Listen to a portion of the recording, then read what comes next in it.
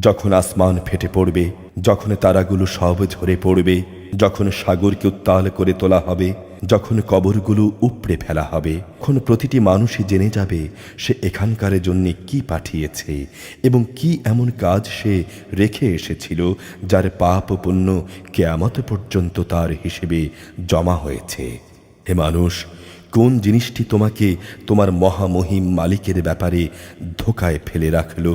যিনি তোমাকে সৃষ্টি করেছেন, অতঃপর তিনি তোমাকে সোজা সুঠাম করেছেন এবং তোমাকে সুসামঞ্জস্য করেছেন।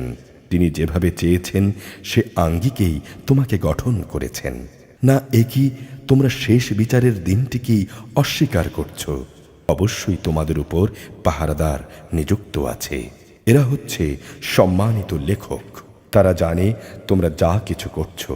নিঃসন্দেহে নেক লোকেরা সেদিন আল্লাহর অসীম নিয়ামতে পরমানন্দে থাকবে, আর অবশ্যই পাপী তাপীরা থাকবে জাহান্নামে। শেষ বিচারের দিন তারা সবাই ঠিক মতো সেখানে পৌঁছে যাবে। সেখান থেকে তারা আর কোনোদিনই অদৃশ্য থাকবে না। তুমি কি জানো শেষ বিচারের দিনটি কি? তুমি কি আসলেই জানো সে দিনটি কি? যেদিন কোনো মানুষই একজন আরেকজনের কাজে আসবে না। সেদিন ফয়সালার চূড়ান্ত ক্ষমতা থাকবে আল্লাহ তাআলার হাতে।